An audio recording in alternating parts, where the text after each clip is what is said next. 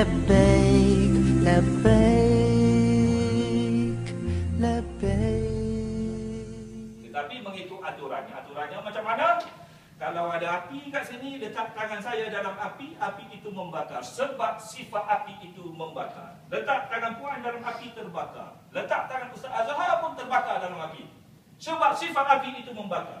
Tetapi api yang menggunung tinggi, dicampakkan Nabi Allah Ibrahim, tidak terbakar. Sebab Allah kata, sejuklah api itu. Puan isteri Rasul ke Nabi? Puan? Isteri Nabi ke Rasul? Itu saya fikir dah jawab tak lah. Haji, Nabi ke Rasul? Tidak, kita orang biasa, kita pakai aturan biasa, iaitu sifat api itu membakar. Kalau Allah nak bagi pada kita, tangan kita tidak terbakar dalam api, alhamdulillah. Ada orang boleh buat macam itu. Sebab sifat Allah itu mengatasi segala-galanya. Ini jelas ya? Jadi saya datang haji dulu tahun 2006, tahun 2007. Saya dah minta dengan Allah 5 perkara. Saya orang bodoh, saya orang jahil lah. Siapa yang baca buku travel haji tahu. Baca Quran, mengenal Quran ni ketika nak pergi haji lah. Malam-malam, tiap-tiap malam menangis kita dengan Allah. Tiap-tiap malam 2 jam duk cakap dengan Allah. Ya Allah, ya Tuhanku, kau ampunkanlah dosa aku. Aku ni banyak dosa, ya Allah. Aku ni tak reti baca Quran, ya Allah. Aku ni butuh huruf, ya Allah. Aku tak pandai berdoa dalam bahasa Arab, ya Allah. Tapi aku nak pergi menunaikan fardu haji, ya Allah. Aku nak pergi ini semata-mata kerana-Mu, ya Allah. Semata-mata kerana-Mu, ya Allah. Semata-mata kerana-Mu, ya Allah. Ya Allah, aku pergi sana, aku balik nanti. Aku nak solat 5 waktu di masjid, ya Allah. Aku nak puasa Isnin dan Khamis, ya Allah. Ya Allah, aku nak bangun malam, tiap malam, ya Allah. Ya Allah, aku nak baca Quran dan terjemahan setiap hari, ya Allah. Ya Allah, aku nak bersihkan hati aku. Setahun saya juga menangis. Habis, tuan-tuan dan puan-puan, saya datang sini di Madinah ni lah, saya bagi contoh. Katalah besok saya puasa 1.5 saya dah terjaga. Tuan-tuan tahu tak, bayangkan hari pertama sampai dulu, boleh dikatakan hampir kesemua orang akan terjaga pada pukul 1 ataupun pukul 2 pagi. Kerana Allah bagi nikmat kepada kumpulan Zahafiz ni. Orang lain tak dapat. Travel agent Zahafiz ni yang bawa tuan-tuan ni, Allah bagi nikmat apa? Waktu Mekah dengan Madinah, lewat 5 jam daripada waktu Malaysia. Pukul 2 pagi di Madinah, bersamaan pukul 7 pagi di Mekah di Malaysia. Habis waktu itu adalah waktu kuat kita. Tapi pun terjaga 1.5 pukul 2 tengah. Ya Allah, 1.5. Tak nak bangun. Kita nak bangun 3.30, pukul 4. Masa subuh pukul 5. Ya Allah, Allah tak bagi ilmu kepada kita. Datang sini semata-mata kerana Allah nak buat amal ibadah. Itu pun Allah tak bagi kat kita. Dia sibuk nak tidur. Dia sibuk nak berehat. Lepas tu jaga pukul 4. Jaga pukul 4, mandi-mandi apa semua siap. Siap nak tunggu pula kawan. Pasal kita nak berkawan. 15 minit lagi. Tunggu lagi seorang kawan, 15 minit lagi, 4.30 baru pergi. Allahu Akbar. Berapa kita bayar ni datang ni, duduk 5 hari di Madinah ni. Bangunlah pada pukul 1.30, saya bangun pukul 1.30, saya sebut Allahu Akbar. Pasal apa? Saya tahu iblis ikat kita, 3 ikatan dia. Sebut nama Allah, terlepas 1 ikatan. Lepas tu saya baca, Bismillahirrahmanirrahim. Allahus samad, lam yalid wa lam yulad wa lam yakul lahu kufuwan ahad. Ada orang bila ceramah ini dia tanya, Prof, pasal apa baca Qul Huwallah? Baca surah Al-Baqarah. Kalau tak cukup surah Al-Baqarah, baca surah Al-Imran. InsyaAllah terjaga terus. Saya pasal itu yang saya kerti, yang saya hafal. Maknanya pun saya tahu.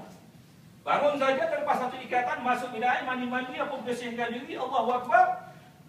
Ambil wuduk. Terlepas 1 ikatan lagi, solat sunat yang paling ringkas.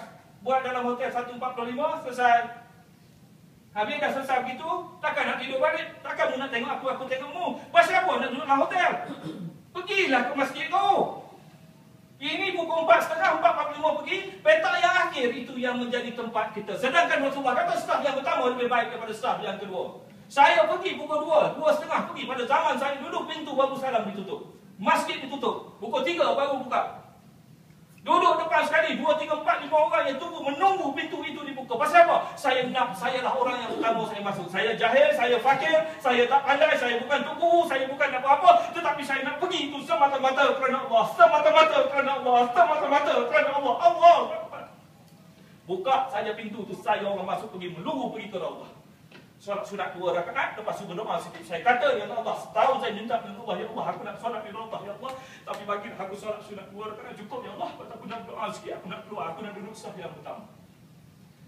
Tuan-tuan dan puan duduk di belakang imam tu. Saya tak dapat. Sebab saya suka duduk di belakang imam. Duduk di belakang imam tu sebab saf yang pertama diduduki oleh pegawai-pegawai masjid dan pembesar-pembesar negeri. Saf yang kedua, askar, polis. Yang jaga tu. Yang ketiga baru boleh duduk kat situ. Sebab saya nak duduk sebelah kanan begitu. Masuk saja solat sunat lagi. 2 rakaat. Tuan-tuan bayangkan kita datang kita buat amal ibadat je. Bismillahirrahmanirrahim. Alhamdulillahirabbil alamin. Boleh menangis tuan-tuan? Pukul 2 pagi ni. Solat 2 rakaat. Sambung lagi 2 rakaat. Tiap-tiap sekali solat 10 minit, 5 minit, 7 minit. Tak setengah jam. Lepas tu kita pun cerita pasal kita.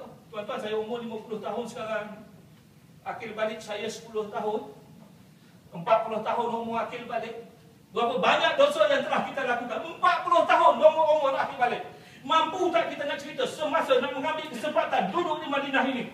Nak cerita kepada Allah yang kita duduk 5 hari ini. Mampu tak cerita kalau kita duduk sebab tidur dalam bilik saja. Ini baru nak cerita tentang dosa baru 30 minit itu. Masa berlalu begitu pantas. Ya Allah, ya Tuhanku, Kau ampunkanlah dosa. Ya Allah, aku ni banyak dosa. Ya Allah, dosa besar, dosa kecil. Yang aku ketahui, yang aku tak ketahui. Ya Allah, dosa penglihatan, dosa pendengaran, dosa tutur kata, dosa lintasan hati. Ya Allah, aku ni pernah syirik padamu, pernah menduakanmu. Ya Allah, Kau ampunkanlah aku. Ya Allah, aku tidak pernah berniat begitu. Ya Allah, aku ni bodoh. Ya Allah, aku ni jahil. Ya Allah, aku ni fakir. Ya Allah. Tuan-tuan, kita sayang isteri.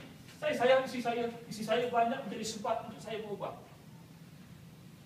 Kalau kita sayang pada isteri kita, ambillah kesempatan ini berdoa. Ya Allah, ya Tuhanku, jadikanlah isteriku sebagai isteri yang soleh dan soleha. Isteri yang soleha, ya Allah, yang taat kepada ibu bapanya, yang taat kepadamu, ya Allah, yang taat kepada suaminya, ya Allah. Ya Allah, aku sayang pada isteriku, ya Allah. Temukanlah kami di jannah, ya Allah. Temukanlah kami di sana, ya Allah, dalam kehidupan yang kekal abadi, ya Allah. Tuan-tuan, puan-puan semua, saya percaya sayang pada suami. Berapa ramai yang datang ke rumah saya yang tak ada mahram pada musim haji yang lepas. Lepas saja solat, apa ni, tazkirah, lepas makan. Ramai wanita-wanita ni mengunik masuk ke dapur, hantar pinggan. Uluk-uluk dia tu, saya kata tak payah. Tak payah hantar, duduk dia tu, kita nak balik dah. Tapi dia nak berjumpa dengan isteri saya. Dia bercakap dengan saya, Kak Rozah, saya ni alhamdulillah dapat datang isteri saya, suami saya bagi, tapi dia tak nak ikut. Dia ni suami saya ni, Allah, dia okey, tapi semayang pun tak nak. Saya nak pergi haji, dia bagi. Ini perangai suami ramai begitu. Yang isteri memendam rasa. Bukan nak cerai pun. Sayang. Jadi isteri saya pun terus kata, dah. Kita ni datang haji kan? Datang umrah kan? Rumah saya ni dia tak nak haram. Tak usah dah. Cerita pasal suami kat sini. Jangan buka aib suami. Tapi saya nak tanya satu, suami puan ni jahat dia ada tak macam Firaun? Tak ada lah, tak berusaha macam itu. Dia bagi sampai haji habis.